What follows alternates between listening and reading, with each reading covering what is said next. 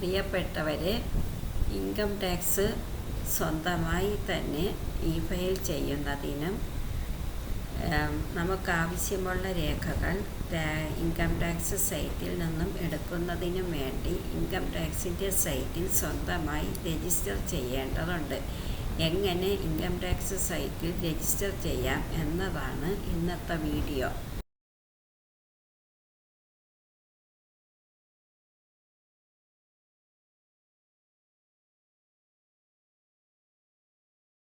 അന്ന് tax pair select ചെയ്ത് click ചെയ്യുക. തുടർന്ന് പാൻ നമ്പർ കൊടുത്ത് വാലിഡേറ്റ് ചെയ്യുക. അതിനുശേഷം ഇൻഡിവിജ്വൽ ടാക്സ് പെയർ യെസ് കൊടുക്കുക, കണ്ടിന്യൂ കൊടുക്കുക.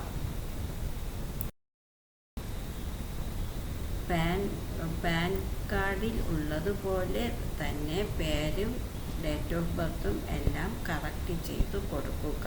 അതിനുശേഷം കണ്ടിന്യൂ കൊടുക്കുക.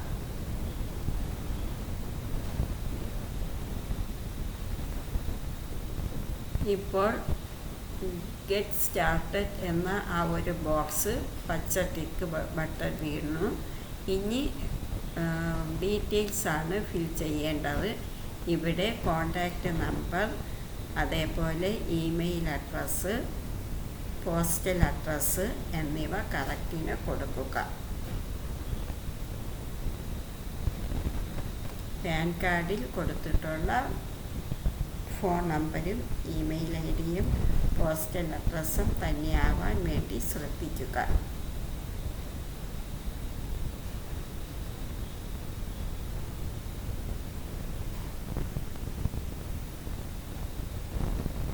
കണ്ടിന്യൂ ബട്ടൺ കൊടുക്കുക.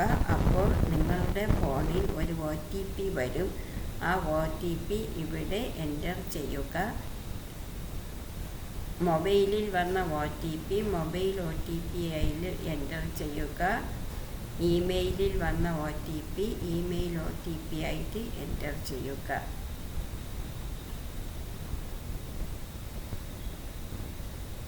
കൺഫേം കൊടുക്കുക.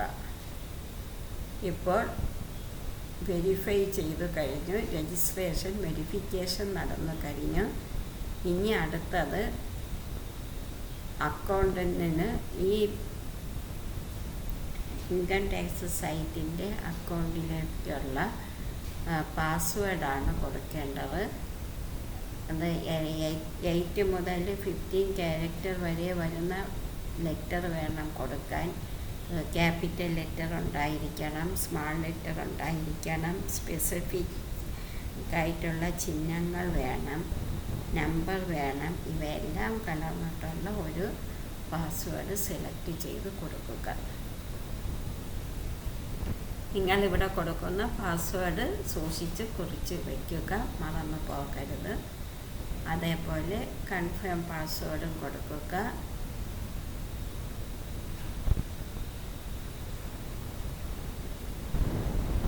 നിങ്ങളുടെ പാസ്വേഡ് സ്ട്രോങ് ആണെങ്കിൽ പച്ച ബട്ടൺ തെളിയുന്നതാണ്.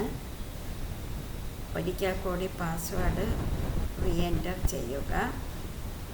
ഇനി ഇതിൻ്റെ താഴെ ഗെറ്റ് യുവർ പേഴ്സണൽ മെസ്സേജ് എന്നൊരു ബോക്സ് ഉണ്ട്. അവിടെ നിങ്ങൾ ഒരു കോഡ് സെൻറ്റൻസ് കൊടുക്കുക.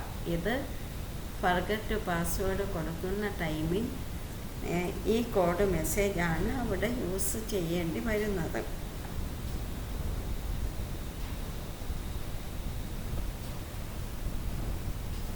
ഒരു സെൻറ്റൻസോ ഒരു ചോദ്യമോ നിങ്ങൾക്ക് ഇഷ്ടപ്പെട്ട ഒരു സ്ഥലത്തിൻ്റെ പേരോ എന്തെങ്കിലും ഒരു സെൻറ്റൻസ് ഒരു മെസ്സേജായിട്ട് കൊടുക്കുക. ഇത്രയും പ്രോസസ്സ് നടന്നു കഴിയുമ്പോൾ രജിസ്ട്രേഷൻ കംപ്ലീറ്റായി. രജിസ്റ്റർ ചെയ്യുക. ഓക്കെ, ഇപ്പോൾ രജിസ്ട്രേഷൻ കംപ്ലീറ്റായി. ഇനി ഈ പാസ്വേഡ് ഉപയോഗിച്ച് ലോഗിൻ ചെയ്യാം. നമ്മൾ ഇപ്പോൾ സെറ്റ് ചെയ്ത് കൊടുത്ത പാസ്വേഡ് ഉപയോഗിച്ച് പാൻ നമ്പരും കൊടുത്ത്, പാൻ നമ്പറാണ് യൂസർ ID, പാസ്വേഡ് എന്ന് പറയുന്നത് ഇപ്പോൾ രജിസ്റ്റർ ചെയ്തപ്പോൾ സെറ്റ് ചെയ്ത് കൊടുത്തതാണ്. ഇവ രണ്ടും കൊടുത്ത് ലോഗിൻ ചെയ്യുക. ഇനി ഫയലിംഗ് ചെയ്ത് തുടങ്ങാം. ITR ഫോം സെലക്ട് ചെയ്ത് കണ്ടിന്യൂ ചെയ്ത് ഫയലിംഗ് ചെയ്യുക. ഫയലിംഗ് ചെയ്യുന്ന വീഡിയോ മറ്റൊന്നിൽ പറഞ്ഞിട്ടുണ്ട്.